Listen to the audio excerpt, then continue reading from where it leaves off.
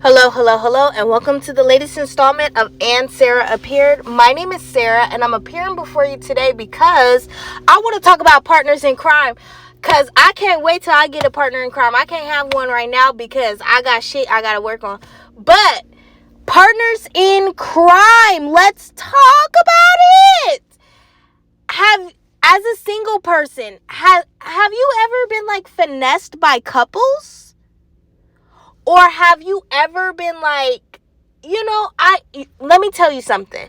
I had a roommate. My roommate was older than me.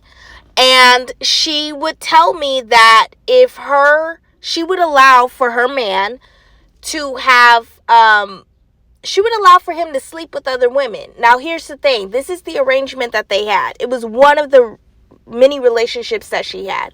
But this was an old relationship of hers.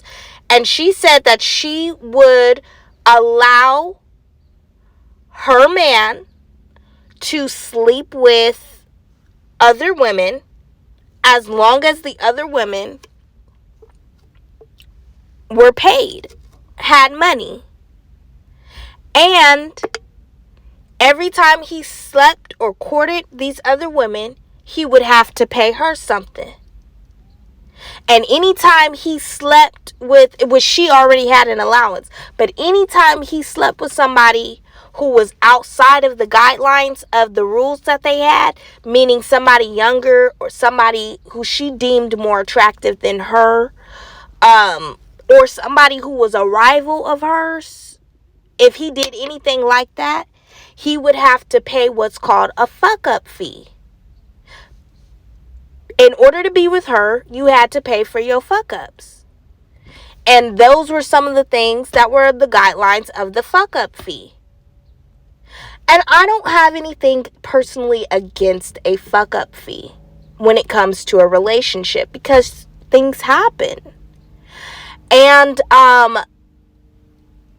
she had her own career. She was not somebody who was like, oh, I'm just going to go around, this is the life I live and this and that. No, she had a career. He had a job, but she wasn't sleeping with anyone just because he required her not to.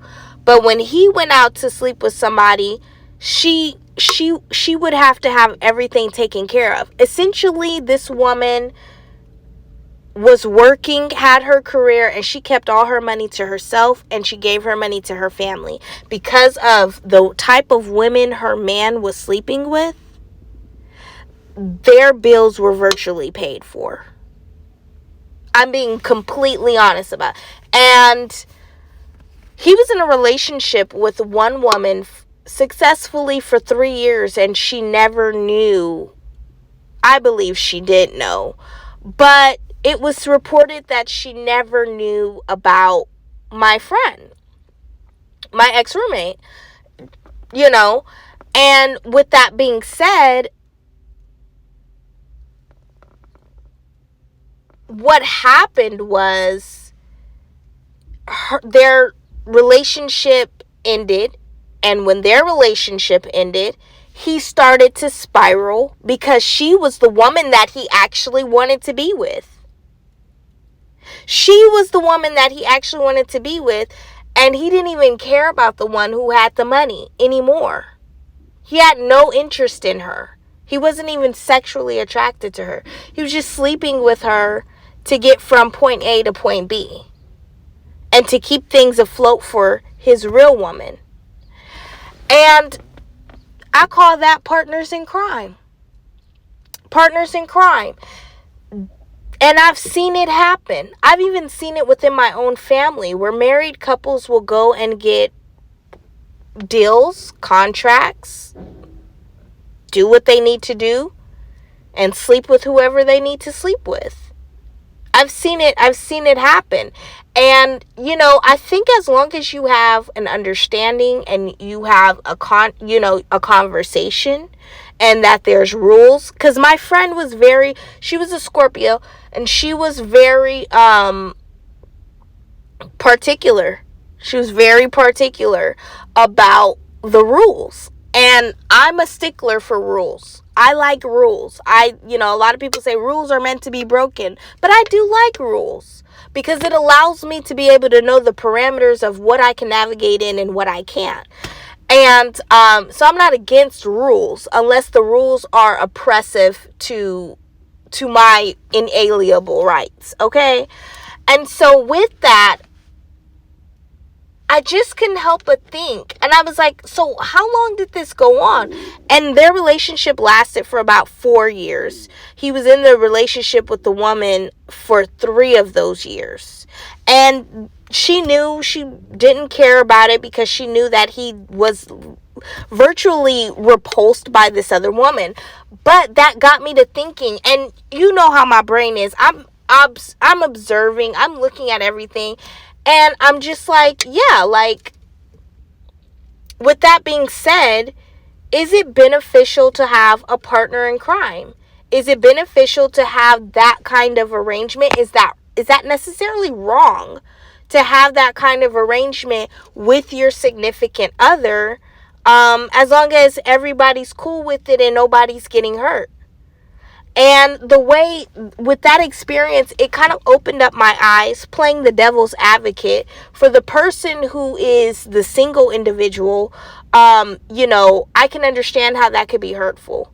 But at the same time, with the length of time that the relationship went on, something in your intuition, unless your intuition was blocked or it was some weird stuff going on, something should have alerted you like, oh, this person is actually in a relationship and they're in a relationship with someone else. And I'm, whatever role that I'm in, I'm clearly a sponsor. I'm clearly a sponsor. And on one end, I have empathy and sympathy for that because it's like, you got used. But on the other end, how do we not know that this individual who was sponsoring this couple wasn't okay with it? Ain't no way in the world this woman dated this man for 3 years and he come home every night to my homegirl. He came home every night to my homegirl. And they knew about everything. And the only time they were alone and together, him and the what do we call her? Lonely Island Club. The only time they were alone together is when they went on trips. And you know what was crazy? In order for him to go on a trip, he would need extra money so he could give it to my homegirl, and then she could go out on a trip with her and her family, or her and her girlfriends, and he'd be on vacation with the other woman, sleeping with her, but funding this other woman's vacation. It's like, okay, if I go on vacation with you, she got to go on vacation. So I'm going to need that money. Ain't no way. It couldn't have been me. I'm not going to say, because some people don't know. Some people are in a vulnerable spot. Some people have never been loved like that. Oh, and I had a recent interaction with an individual who told me, and he was a man. Well, obviously he told me he was a young man, and he basically let me know. He was like, I have an opportunity to be with a woman who has a lot of money and can help me out of this situation, and I don't want to do it, but it's very tempting. Like, I bought her flowers and everything, and I'm meeting him, so we're just talking, it's not a date or anything. But he was like, I bought her flowers, I did this, I did that for her. She never had anyone do that for her, and she has money. Like, she owns like a house in the hills. She had like a brand new Audi. But she's one of those women where she, either other men in her community, and I believe she was Armenian, but I believe like either other men in her community were already married because they got married younger, or they just were not interested or attracted to her, or she was not interested or attracted to them. It just wasn't working out with the men from her community. And this guy, he was he's a black guy, and he was like, I'm holding out for black love. I believe in black love, but at the same time, this woman over here, she has things to help me get out of my rut. And, I really like her. The situation was, he liked me. He wanted to be in a relationship with me, but he let me know up front, and I could appreciate this, but he let me know up front that he wanted to be with this woman for finances. He wanted to be with her for finances. He saw and picked up on, and he told me this. He saw that she was completely by herself. He wrote her a note. He gave her flowers. He was like very romantic towards her, but it was an innocence. It was like an innocent romanticism. And she took the bait and was like, oh my God, you're so sweet, da da da da, this and this and that, I want to hang out, we should go on a trip, we should do this, we should do that. And this man was upfront with this woman about his situation and what he had going on. He did not lie to her. And he sure didn't lie to me. He was like, I believe black love, I want to hold on to black love, but I'm going to be honest with you, she got a bag, and I need a bag. And I just told him, I said, well, I understand you like me and I appreciate your honesty, but why don't you just go and be with that female, because it might end up working out. Are you at least attracted to her? He was like, yeah, she's cool, like she looks good and everything, I'm just not into that, like I prefer to be with a black woman. And I was just like, but if that's the case, then you should be with a black woman. Don't try to use her as leverage to get on your feet, and then on the other end be entertaining me, because energetically that's not right. I know about what the situation is, but I'm receiving monetary gain off of the relationship that you have with her, and you making her feel like she's the only girl in the world. And so he was like, yeah, I understand. And I just told him, I said, well, look, you're nice, I don't have a problem with you, but at the same time, I don't feel like there's a problem with you exploring your options. I don't feel like you're betraying black people if you want to explore your options and get with this white woman. I'm not angry at that. I'm not even mad at the fact that you in between a rock and a hard spot and you just trying to get from point A to point B. Get it how you living, And I told him, I said, for me, I'm working on my stuff. I'm doing this, for me, I'm gonna be honest with you. If all parties are aware of the situation, I don't think there's anything wrong with it. If all parties are aware of the situation. But if you heighten that from whoever it is, the male or the female in the situation, that's when things get messy. Don't hide it. But I did. I encouraged him. I said, you need to explore your options with that relationship. I said, she not going to go for you. I know you're being open and transparent, but you can't be this open and transparent with her. And I think you know that. But I say, just explore your options with it. It could end up turning out to be a very beautiful thing for you. It could end up turning out to be, maybe y'all don't hit it off as great, but you end up having a close friend and a confidant who can help you get off your feet when you need it. It could be a situation like that. So I'm not and I love that example, because a lot of the times society looks at women as gold diggers, and society looks at women as, oh, you trying to get over, you just sleeping with this man for his money. But men do it too. Men be sleeping with females for what they got.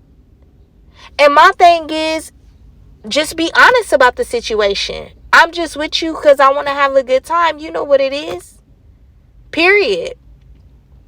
Just be honest about the situation. But that was my opportunity to be a partner in crime with someone.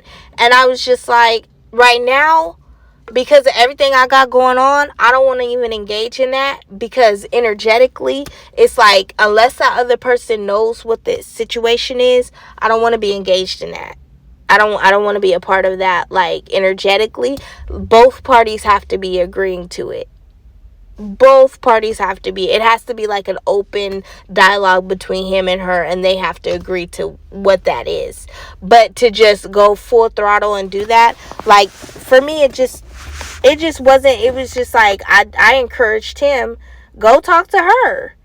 Like, go talk to her. You don't know what might come up out of that. You might have an opportunity, anything. That's a golden opportunity. I understand that you like me, but business is business. And, I'm not going to pay your bills, but she might. So, you might want to go and start talking to her and forget about whatever you had or whatever you felt you had towards me.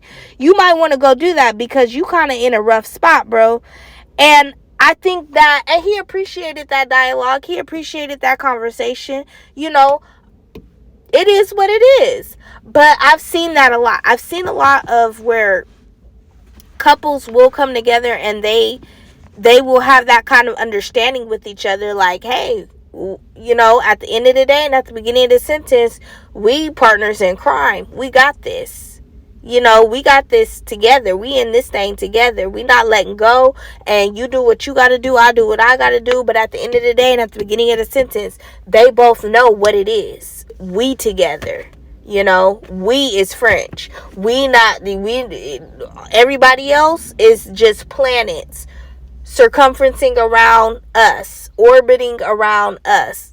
We're the sun, and the planets are just orbiting around us. And sometimes that's just how the relationships go. That's just how things are. And I just have to say, like, just be aware and be open. As a single person who don't have a partner in crime yet, like, just be open and be aware, and just kind of also prepare yourself for a situation or a scenario like that. Just kind of prepare yourself and make sure that you're emotionally stable enough to be in control. Prepare yourself for something like that.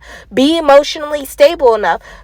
Be emotionally and be mentally strong enough to be able to say, if I were to be in that kind of arrangement, I would be able to walk away if I didn't agree with it, or I'd be able to say, yeah, let's go for it. I don't care. I don't know. That's just my thoughts on it. Partners in crime. Are you a partner in crime? Do you have a partner in crime? Have you been have you been taken advantage of by these partners in crimes? Have you been drifted and grifted by couples? I don't know. Bye for now.